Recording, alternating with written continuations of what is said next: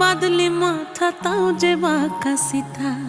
মেদিনীপুরে রায়না চিরন বাঁকুড়ার ওই ফিতা, আর যতন করে বাঁধলি মাথা তাও যে বাঁকা সিথা। পেছ পায়